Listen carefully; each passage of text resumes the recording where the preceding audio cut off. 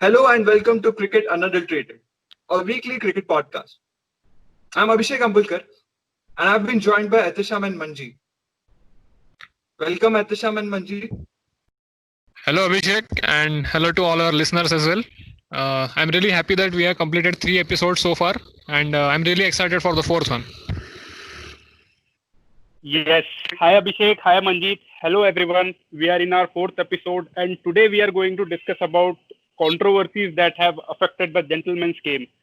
To begin with, every one of you might be aware of the Bodyline series that happened in the early 30s and how it shaped the game. So I think we should start by discussing that series as a controversy. Well, cricket, like any other sport, is no stranger to controversies. Since the early part of 1930s and early part of 20th century, it has been marked by different controversies. I think Atisham, it's a great way to start our discussion today, keeping in line with the topic we are going to discuss on this episode of this podcast. So, Bodyline series, for all those listeners who are clueless about what this incident is all about, in 1932 and 1933 series, uh, the England team, consisting mainly of MCC teammates, toured Australia.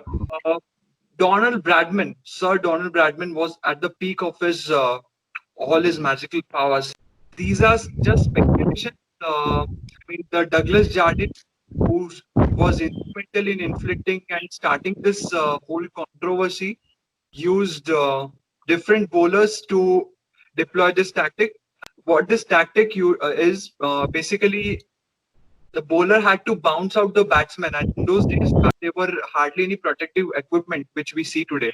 The helmets were completely out of the game. There were still no introduction of helmet in 1930s. So to stop Bradman from scoring runs, I think this tactic was used. So Manjit, you can shed more light on this tactic. Yes, Abhishek, I would like to add some points to it. If you imagine yourself as a batsman and you would think of playing a shot on the offside only when the ball is away from the body, right? You won't play a cover drive when the ball is pitched on your legs, right? So if there are repeated deliveries being aimed at your person, so in such a case, the only option left with you is either you duck or then you play a glance or a hook shot or a pull shot, and that made life really difficult for the batsmen because they were vulnerable to being caught at positions like fine leg or square leg or deep mid wicket. So after the Bodyline incident, there was a change in the rules that the fielding side can have only 2 players behind square on the leg side. So such was the consequence of this Bodyline series that management had to introduce a brand new law to the laws of the game. Yes, Manjeet. And I think the series, which we refer to as Bodyline series, it shaped the game for many years to come. As you said, with two fielders behind square leg allowed after that series happened, and how the manufacturing of helmets shaped up after the series. I think it was one of the most influential series if you look at Test cricket overall. And speaking of helmets, Atesham, if you remember, Graham Yallop of Australia was the first person to wear a helmet on the cricket field. Australia were playing a test match in the Caribbean, and wearing a helmet was considered unmanly. So the crowd actually booed Graham Yallop for wearing a helmet. And there's a very iconic and very famous quote now said by one of the players. I don't remember the player's name. And he said that there are two teams out there. One is playing cricket and the other one is not making any attempt to do so. So this was in the aftermath of that infamous Bodyline series, which we now know. So as now we have discussed the Bodyline series that happened in 30s, let us move on to the 80s. In the early 80s, in the year 1981, infamous incident took place that we refer to as underarm bowling incident that happened between Australia and New Zealand when Australia was playing New Zealand in the Benson and Hedges World Series Cup, with New Zealand needing 6 runs of the last ball of a match. Trevor Chappell was bowling and there was a underarm ball that was bowled for the first time in cricket. So it was a big controversy at that point of time, and it is still considered as one. And I think 6 runs were required for the New Zealand to win the game. So by doing that shameful act, the rationale was pretty much clear. They didn't want the batsman to hit and get any elevation of any sort. So, if you look at the three Chappell brothers, Ian, Greg, and Trevor, so the first two had significant careers in the field of cricket, but then Trevor Chappell once said in an interview that the only thing he's remembered for now is this particular incident of underarm bowling to deny New Zealand a victory. So, such things really stick with you. They don't get washed off so easily, and then you have to bear the stigma of that particular moment for the rest of your life. So Manjeet, when you do this at international level, it becomes a shameful act. But if you do the same thing, in fact, it is a rule in gully cricket to bowl underarm deliveries in order to protect the glasses in the buildings. That's right, Abhishek. In an international game, if you hit one out of the park, then there's always a replacement ball available with the umpires or the scorers. But then if you hit a ball while playing gully cricket into a neighbor's house and break a glass or a window pane, you're quite sure that the ball won't be returned. So guys, moving on from underarm to underworld, underworld dealings in the world of cricket. Cricket is once again no stranger to the involvement of the infamous Dawood Ibrahim. Obviously, these are just speculations, and it just so happened in 1980s, late 80s, that I think Dawood Ibrahim went into the Indian dressing room and he was asking India to go on and win the Australasia Cup. These are just some accounts out there from sources. And he was supposed to give a gift of Toyota cars. I don't remember the exact model, but there are some sources which say that Kapil Dev simply asked him to storm out of the dressing room.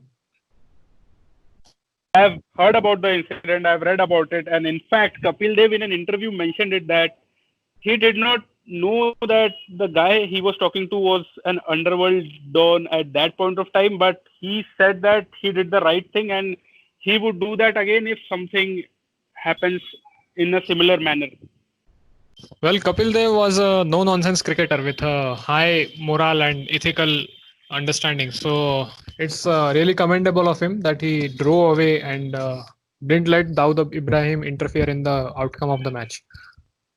So as we have now discussed the infamous incident that happened in 87 in the Middle East, let's move down under now. The episode that happened in 1995 in Australia with a legendary spinner Muthaiya Muralidharan. So this is a very infamous incident where Muralidharan was called for chucking by the umpire, especially by Daryl Hare, and it was registered by then Sri Lankan captain Arjuna Ranatunga. Muthaiya Muralidharan later went on to take 800 wickets, as we all know. So I guess we should talk about that incident that happened in 1995. So if you look at it that way, we can't really blame Daryl Hare solely for this particular decision, because back in the 1990s, the extension allowed was just 5 degrees, which is very difficult for a spinner to actually control. And after this particular incident, the permissible flexion of the elbow was raised to 15 degrees. And later on, after this particular incident, there were so many bowlers who had to undergo testing for their action, and ultimately they were cleared. So some names include Saeed Ajmal and Johan Botha, even Kane Williamson. So because of this particular incident, there were so many bowlers who were finally allowed to continue with that particular action which they had. So if you take my opinion, this Muralidharan Hare controversy was kind of a blessing in disguise, because these particular players which I named later on, they were finally cleared for their actions, and the rule for the elbow flexion was a bit relaxed later on. So now, guys, let us move on to the late 90s. I'm talking about 1999 and the early 2000 stage. And it was revealed on 7th April 2000 that there was a conversation between the then South African captain Hansie Cronje and an Indian who was involved in betting syndicate over match fixing allegations. I am talking about Hansie Cronje here. And it is well known to all our listeners that Hansie Cronje's cricket career fell off from that point of time, and unfortunately he died in 2002 as well. So it was a major incident that shook the cricketing world at that point of time, and the cricket scenario was never the same. Yes, Adisham. So that incident completely shook the foundations of not just Indian cricket, but the whole cricketing fraternity. It's really tragic to read and know more about what happened to Hansie Cronje and whatever misdeeds he took part in. Actually, it wasn't even a decade when South Africa had marked their return to Test cricket. As we all know, Clive Rice and his team came back to Test cricket after the apartheid was over, and they made a solid comeback at Kolkata. And we all know how good a cricketer Hansie Cronje was. In fact, in one of the interviews, when Sachin Tendulkar was asked that which particular bowler he had most difficulty facing, the answer surprisingly was not Brett Lee or Magra or Murli. Sachin's answer was Hansie Cronje.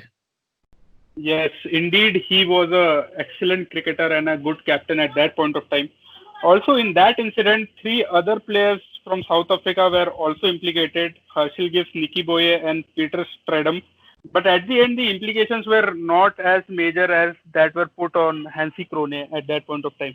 Also, this incident of match fixing is only second to the Pakistan cricket spot fixing scandal that happened later in 2010, and that we are going to talk about later in the podcast. So, guys, when the cricket was still finding its footing in the world cricket after that shameful match fixing incident, which shook the game of cricket to its core, I think one more shocking incident took place, which outraged not just the Indian fans, but all the fans over the world. And this incident, which I'm referring to, is when 6 of the Indian players were banned from the test match. And this, I'm talking about India's tour of South Africa. And these 6 players were a few of the biggest names in the game of cricket. Would you imagine Sachin Tendulkar getting suspended or getting banned from any test match? Manjit, it sounds ridiculous, right? Right, and as we all know, Sachin is a man of morals, and he, in fact, it's well known that he was offered endorsements for liquor brands, but given the way it has an effect on the youth of the country, he refused endorsements from liquor brands. So Sachin has a good image as far as Indian society is concerned, and because the whole of India worships him as a god. So a god for a billion Indians getting involved in a ball tampering incident is something quite unimaginable. And much of the outrage was due to Mike Dennis's action, who was the match referee of that match. And he simply refused to explain his actions. There was a huge furor in the Indian parliament as well, and he was accused of being racist and not listening to third world countries like India. So that was one of the most shocking incidents which Indians have faced in cricket. So moving on from that controversy, let us also discuss about what happened in 2003 in a match between Pakistan and Bangladesh, when former Pakistan captain and wicketkeeper Rashid Latif had admitted that he had claimed a catch against Bangladesh batsman Alok Kapali in Multan in 2003, even though he knew he hadn't taken it cleanly. And according to media reports, it was later out from the man himself that he hadn't taken the catch cleanly. Right, Adisham. As we all know, incorrect decisions on caught behind and leg before appeals are a part and parcel of the game. But this was one such incident when a falsely claimed catch cost the opposing side the match. And can you imagine, Bangladesh were just new to the field of test cricket, and they were denied their first ever test victory. And Manjit, Rashid Latif was known for his excellent glove work behind the wickets. So that was quite embarrassing. Right, he was one of the legendary wicketkeepers from Pakistan. So just 6 months before this incident during the 2003 World Cup, and particularly in a semi-final between Sri Lanka Australia. Adam Gilchrist was appealed against for a caught behind, but then even before the umpire could raise his finger, Adam Gilchrist simply walked off to the pavilion because he knew for himself that he had nicked the ball. But then on the other hand, you have incidents like these that despite the player knowing very well that the catch has been grounded and that it's not a clean catch and that the batsman should be given a chance to continue his innings, and particularly when Bangladesh were in an important situation, they went on to lose the game by just 1 wicket. So imagine you are a team like Bangladesh, you are just the 10th country to play test cricket, and then it's just a couple of years since you have marked your entry, and you are playing a test match away from home. You are in a commanding position, and there are high chances of you to win the match. But then something like this happens, and it later turns out that it was a deliberate mistake from Rashid Latif. He had grounded the ball. The catch was not a clean one, and then ultimately Bangladesh went on to lose the match by just 1 wicket. Imagine how painful that must have been. Yes, Manjeet, and Bangladesh took a lot of games after that to notch up their first test victory. Right. So it really took them much more effort later on to register their first ever test victory. So what could have been theirs in 2003, that was not to be. So guys, we have covered most of the disgraceful moments in cricketing history so far. But then there is this particular incident which still remains the only forfeited test match in the history of cricket since 1877. So Pakistan were touring England, and during the particular test match at the Oval in 2006, again, guess who? Daryl Hare. He accused the Pakistani team of ball tampering, and he actually went on to change the ball. And when during the test match on one particular day, the tea break was taken, the Pakistani team led by Inzamam-ul Haq refused to come out to play. And there was much drama regarding if the match should be continued or not. And then ultimately the match was handed over to England. So this remains. Of course, we have seen a number of forfeited ODI matches when visiting teams refuse to play in a particular venue, citing security concerns. But then particular match from 2006 remains the only forfeited test match till date. So talking about the mid 2000s, who can forget the Chapel Ganguly controversy that happened in late 2005 and early 2006, which involved highly publicized infighting within the Indian cricket team, and which led to the captaincy that was taken away from Saurav Ganguly and given to Rahul Dravid. Also, we had the 2007 Cricket World Cup that was disastrous for India, and that tournament happened when Greg Chappell was the coach of Indian cricket team. Of course, under Greg Chappell, players like Suresh Raina and MS Dhoni performed really well and went from being rookie players to great players. But yes, that period under Greg Chappell was really controversial for Indian cricket. It will be fair for us to say that it was one of the darkest phases of Indian cricket, because at that time, and many players have come out after that huge saga, and they have said that dressing room environment was one of the worst time to be a part of that dressing room, because there were a lot of trust issues between the players, and volatility was pretty much high during that whole tenure of Greg Chappell. And incidentally, Etisham, Saurav Ganguly was the one who endorsed Greg Chappell for that role of coach, Indian coach, after the incumbent John Wright. I wish to remind you guys of the particular advertisement that was telecast when Saurav Ganguly was about to make his comeback. We were school-going children back then, and the ad, it was a commercial for Pepsi, which featured Saurav Ganguly saying, "Hi, mera naam Saurav Ganguly hai, bhule to nahi." So that was a really emotional moment for all of us. So imagine the captain, one of the most famous, successful captains of India, looking into the camera and asking, "Hi, mera naam Saurav Ganguly hai, bhule to nahi." So it really set a stage for his comeback, and he still deserved to be a part of the team. There was one match which was played at Kolkata, and the Eden Gardens crowd just completely lost it. They started booing Greg Chappell. Imagine an Indian coach being booed in Indian stadiums. So that was the aura of the Prince of Kolkata. So moving on to Australia, who can forget the infamous 2008 tour when India visited Australia? And it was marked for absolute disaster right from the word go. Right, Abhishek. And if you remember, Anil Kumble saying in one of the press conferences that only one team is playing with the spirit of the game. That's all I can say. So you can imagine the level of unfairness that must have been prevalent in that particular series. So poor umpiring decisions, then the monkey gate scandal, it was all a disaster. So recently, ICC asked a question on Twitter about who was your favorite umpire to watch during a particular game. So one of the respondents had an interesting answer. He wrote Ricky Ponting in the Sydney Test. So because when Brett Lee bowled one to Saurav Ganguly, who edged it, and it wasn't ultimately clarified whether the ball carried to Ricky Ponting or not.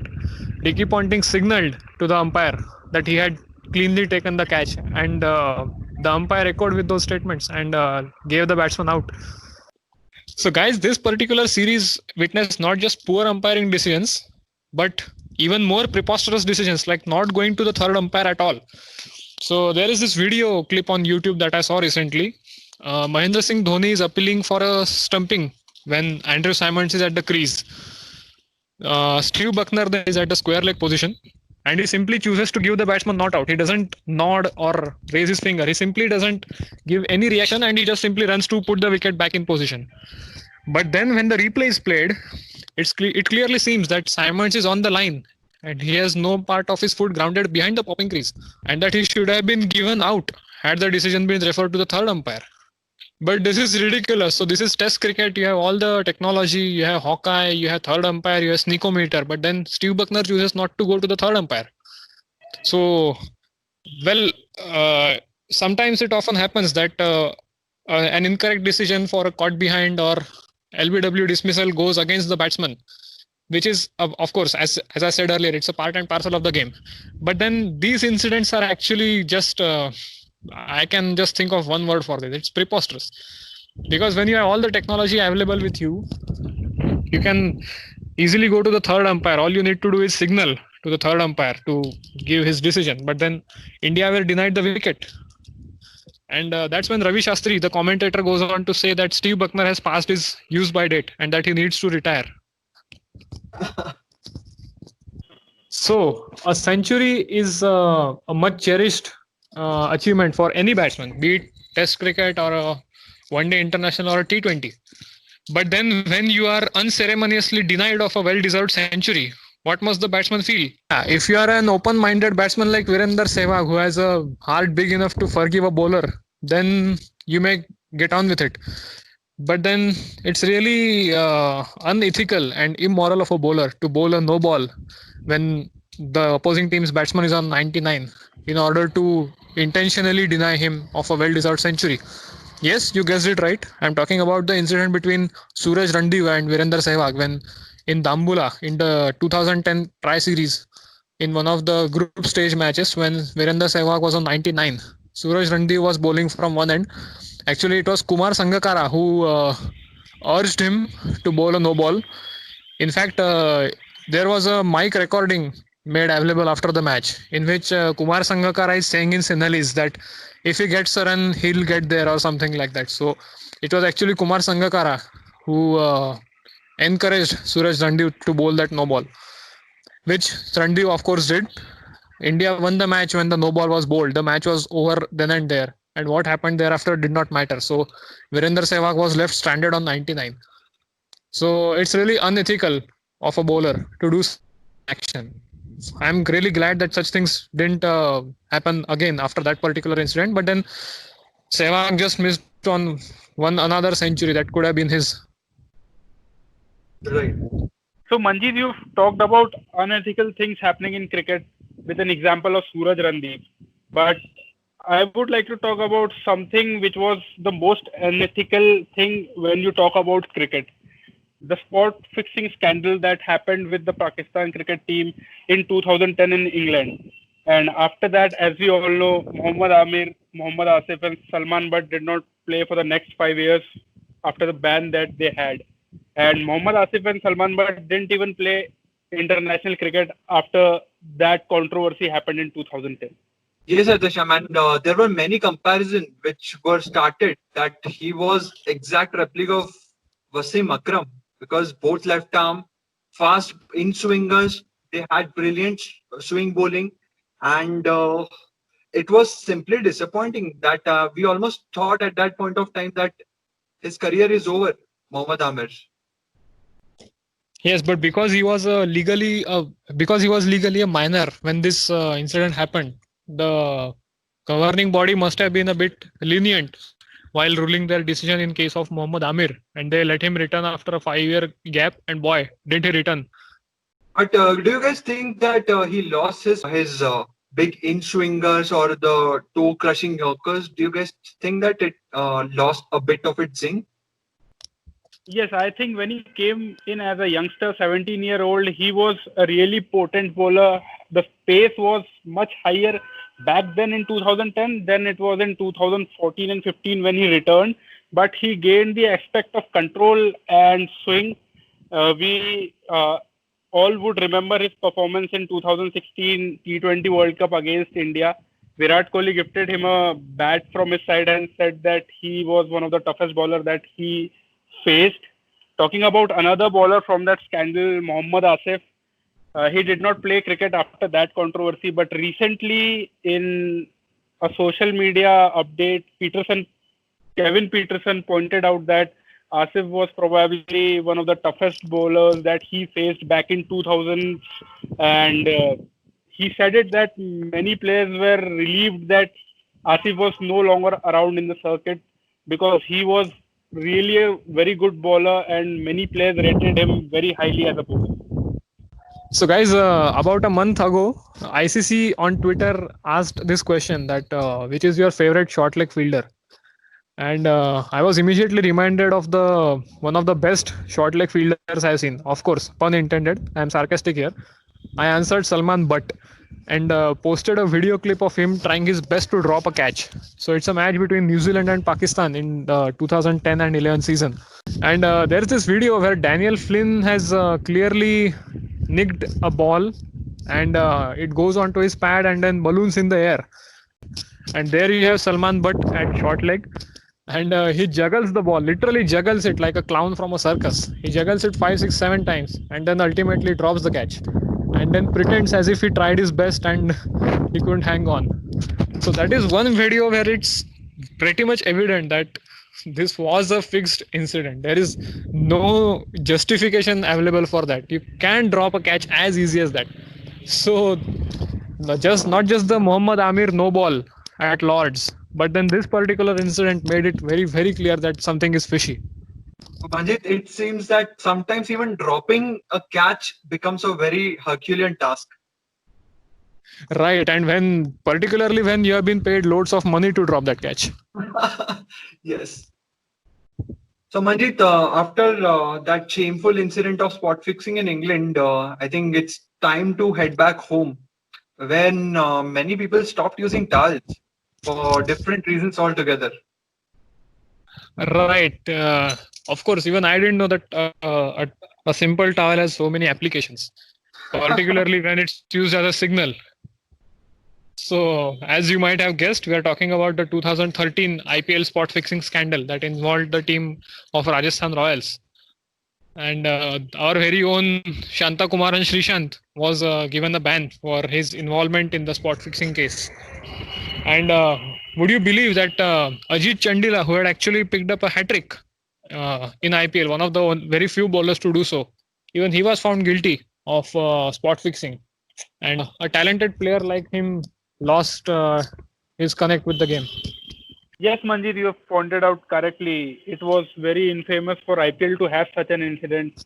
Talking about Srishant, his career literally transformed after that incident. He never played cricket again for domestic or a national side, but he went on to do his stuff in the entertainment industry and he's still trying his hand. And Srishant had demonstrated his dancing skills even before he chose to enter the field of entertainment. If you remember the 6 he hit against Andre Nel of South Africa, after a little verbal spat between the two, Srishant immediately hit Nel for a 6 straight down the ground. And then what a dance performance it was.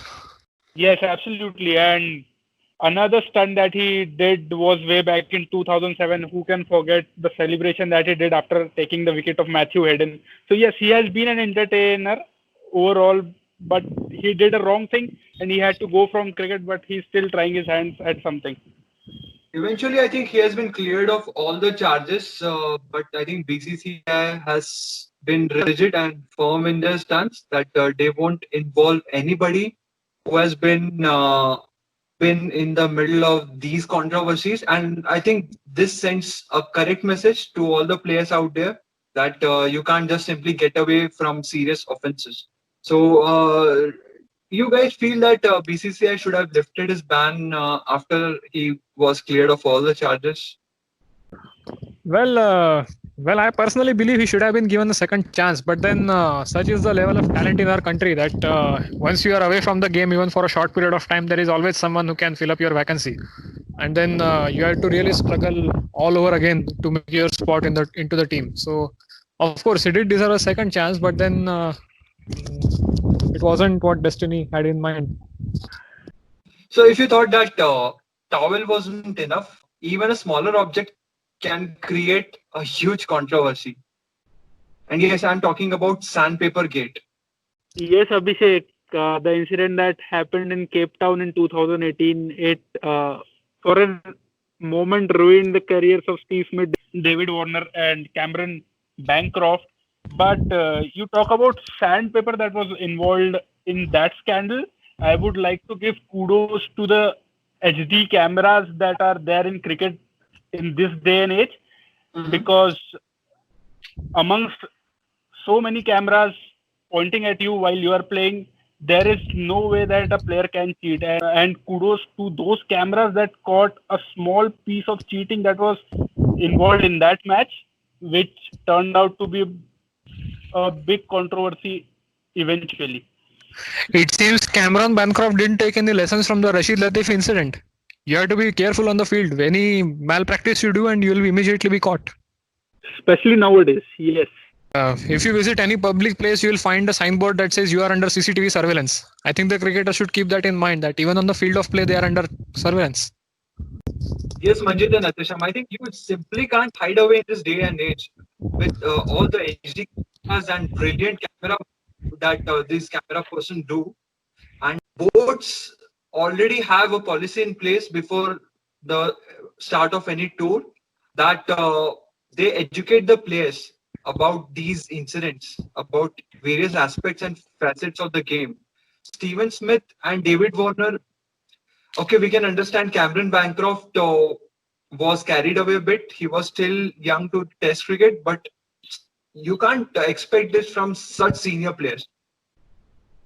I think it is about the mentality that the Australians had developed at that point of time, winning the game at any cost. But at this cost, it cost careers for both Steve Smith and David Warner, because they were not able to play cricket for the next 1 year, being in such good form. And everyone knows that they are such good players, and wasting a year at such crucial juncture of their careers, I think the punishment that they got, they deserved it, because cheating at test match cricket level in international cricket, I don't think it goes well with the fair things that we talk about cricket. And it sends out a very incorrect message to all the aspiring cricketers. You know, each and every one of us at some point of time must have dreamt of playing for India and representing our country in test cricket. But then when you actually get that chance, you need to make sure you don't carry it away with either bribes or other lucrative offers or even malpractices on the field of play. Yes, this was a very controversial movement for Australian cricket as well as world cricket. But as we have talked about in episode 1 of this podcast, this event led to the making of the test, which was based on Australian cricket team coming out of a hole that they found themselves in after the controversy. And yes, they did well. And if you can see now, Australian cricket team stands as a number 1 team in both T20 rankings as well as test rankings. So they have come back really well after the controversy. So let's have a look at another form of malpractices, and which of course leads to disgraceful moments. If you remember, Shane Warne was a part of the 2003 World Cup squad for Australia, but then even before Australia could play their first match, he was found positive for a banned substance, and even before Australia could play their first league match, he was sent off packing back to Australia. So that is one really shameful incident, and it sticks with you for throughout your career. Yes, Manjeet. So even this is a recent case. Prithvi Shaw just had made his debut, and boy, did he did well in that match. He had just started his test career, and what happened after that? He failed a dope test, and incidentally, as per his explanation, he took a cough syrup, and that contained the banned substance. So obviously, after being found guilty of this, he was handed a 8 month ban, and this really brings disrepute. Just when you're this young in this career, just getting off to a good start, it's such a huge thing. But I think it's the not only the responsibility of the BCCI or the cricket boards. I think the onus lies on even the state associations or the grassroots level. That's where the education must start. Right. I don't know if you have read the book Out of the Ashes by Tim Albon, which covers the journey of the Afghanistan cricket team. One of the facts mentioned in the book is that most of the Afghanistan players, they regularly consume marijuana and hashish and all those banned substances on a regular basis, because of course Afghanistan is the highest producer of opium, and it's normal for any random person walking on the street in Afghanistan to be consuming those kinds of drugs. So I don't know if this is true, but any of the players would, if there is a dope test conducted on them today, you won't be surprised if most of them test positive. Yes, so we have talked about a lot of controversies that have happened in the world of cricket. I would like to point a recent controversy that happened between Ravichandran Ashwin and Josh Butler when Ravichandran Ashwin ran Josh Butler out on the non-striker's end, and that type of dismissal is referred to as mankading. So you guys would like to build up upon it? Of course, as we all know, it's named after Vinu Mankad, the Indian player from the 40s, of which after whom this particular mode of dismissal is named after. Well, this kind of dismissal is not illegal if you go by the laws of cricket, but then there is a debate whether it's compatible with the spirit of the game. Because in my opinion, if you go by the spirit of the game, it's more creditable if you dismiss the batsman through a proper conventional method rather than running him out at the non-strikers and in a case of mankading. But then rules are rules, and Josh Butler, in fact, he was on the receiving end of a mankading for the second occasion because he was previously once mankaded by Sachitra Senanayake. He should have learned from that incident, and of course, the non-striker has an undue advantage because it spares him from running those few yards if they are supposed to return for a second run. So taking undue advantage is not justified, and I think Ravichandran Ashwin was correct in what he did. It may not be compatible with the spirit of the game, but that he had every right to run Josh Butler out in that fashion. So guys, here I would like to talk about the terminology that has been given to this type of a runout.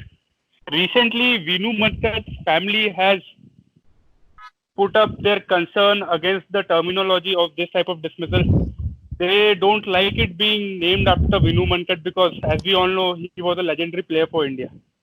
Yes, even a tournament, domestic tournament has been named after him, Vinu Mankad Trophy. Yes, Abhishek, he was indeed a legendary player for India. So we tried to discuss all the major controversies that have happened in cricket over the past century. Cricket has been bitten by controversies throughout these years, but the gentleman's game still stands strong. On that note, I would like to bid adieu to our listeners, and we'll return for the 5th episode soon enough. Thank you. Thank you, guys. Thank you. Thank you.